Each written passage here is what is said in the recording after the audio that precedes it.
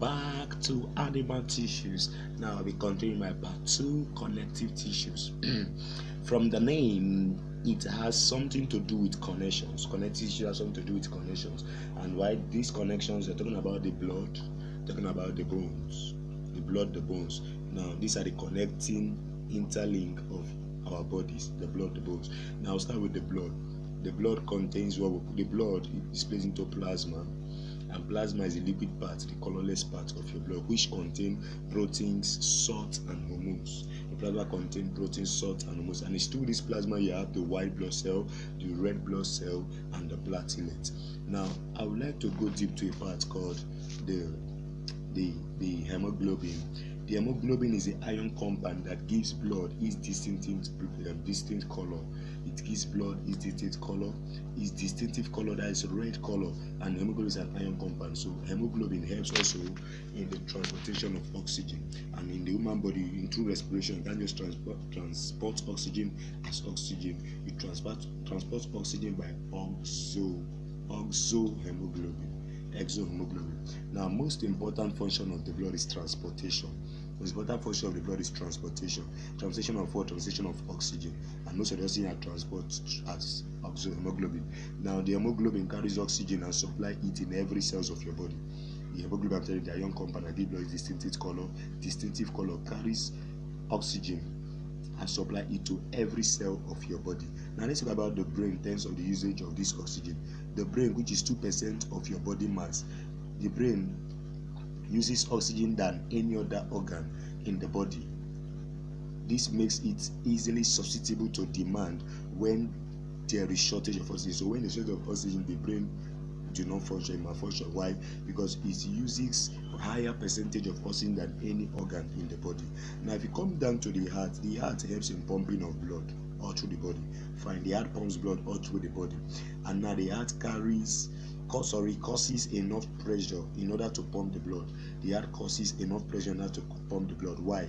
Because blood cannot just flow through the cells because of gravity. Because of gravity, blood cannot just flow through the cells. So this blood flow, they need a pressure. Which is caused by the heart. The heart causes pressure to make the blood flow through the cells and through the blood vessels, so that the blood can be pumped at when and in a normal and accurate amount and level. So now let's see the blood. Why the blood is red? I told you before, the blood is red because of the presence of hemoglobin, which is an ion compound. It makes the blood red. Now, do you know that the spiders and the ants, they have what you call hemolymph.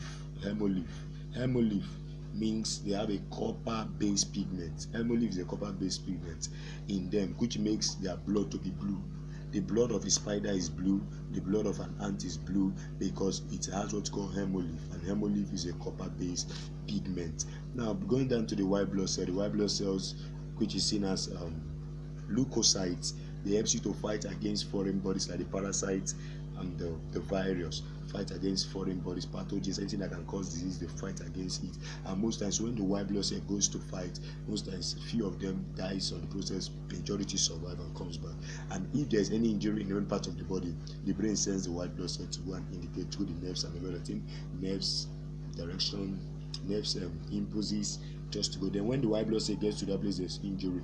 If at all any of the component of the white blood cell dies, it forms what's called white pulses on the surface of the injury, the wound. But the ones that survives goes back to feed the brain of what it has come to see, and it has to come through impulse interpretation of the brain, which leads you to CNS. Now what I'm talking about is the brain. The white blood cell protects the human body from foreign particles, foreign pathogens, foreign substances that are not needed in the blood and in the body. So we have to fight against them. Then in terms of platelet, because we have 3 classes of blood, we have the white blood cell, we have the red blood cell, and we have the platelet. The other name for the red blood cell is the erythrocyte. The other name for white blood cell is leukocyte and platelet. Platelets are found only in mammals. It's only mammals that have platelet. And platelet helps in the clotting of blood. Now these are break down blood to some extent. Now let's go to bone. Now from the word bone, with these few points I want you to get. Bone in human fused together as we get older. The bones in our body fuse together. They fuse together as we get older. Then your feet have more bones than any part of your body. Your feet has more bone than any part of the body. You have 206 bones in human body. We have 206 bones in human body. So now, out of 206 bones in human body, the feet contains 56 bones. The feet contains 52. The feet contains 52 bones out of 206 bones in human body. Now, also the bone contains what we call strong matrix. The bones contains of what we call strong matrix, and this matrix is made up of calcium and phosphorus and phosphate. Basically calcium and phosphate. The bone contains a strong matrix, and this matrix contains basically of calcium and phosphate. Now, the need of calcium supplement. Why the need of calcium supplement? The need of calcium supplement is for strengthening of human bones. The need of calcium supplement is for strengthening of human bones. And I want you to get something. Two bones can be connected together by another kind of connective tissue called the ligament.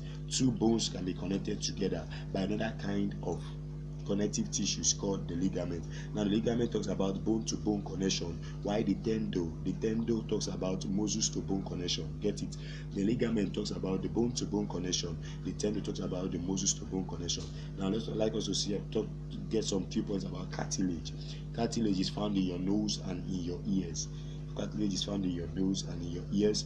Then we have what we call chondrocytes. Chondrocytes are the cells of cartilage found within the matrix. Chondrocytes are the cells of cartilage found within the matrix. Now, unusual rigidity and resistance to compression. Cartilage have what's called rigid, so rigidity. They have unusual rigidity and resistance to compression. Compressing it can be possible because they have that unusual rigidity. Now, cartilage is advascular. So gaseous metabolites and nutrients can diffuse through the aqueous phase of the gel-like matrix to reach the cells. Why? Because cartilage, they are vascular. So for the gaseous metabolites and nutrients, they can diffuse through the aqueous phase of the gel-like matrix to reach the cells.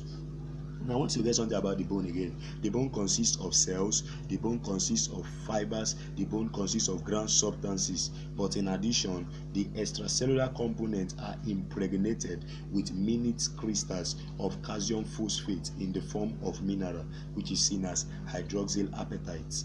Get it again. The bone consists of cells, the bone consists of fibers and ground substances. But in addition, the extracellular components are impregnated with minute crystals of calcium phosphate in the form of minerals, which is seen as hydroxylapatite. Now let's shift to the tendons. I know I told you the tendons are more of muscles to bone connection, while the ligament are more of bone to bone connection. So in between the muscles and the muscles and bone connection, talk about the tendon. Now the tendon contains what we call fibrocyte. Fibrocyte is a fibrous connective tissues, primarily of spindle-shaped cells found in tendons. Get it again. Fibrocytes, they are fibrous connective tissues, basically primarily of spindle-shaped cells found in tendons. Now, in tendons, they transmit the mechanical force of muscle contraction to the bones. The tendons transmit the mechanical force of muscle contraction to the bones. That's what I get to, the basic point I've got to drop for you on connective tissues. So now I'll just give you some points on blood, give you some points on tendons, give you some points on cartilage, give you some points on bones too. So I know with this it will help you so very well in getting more understanding on connective tissues. Wow, thank you for watching these videos on connective tissues. In my next video on animal tissue, I'll be talking about what I'm talking about. I'll be talking about nervous tissues. Thank you for watching. God bless you, and I want you to share with your friends. Love you so much.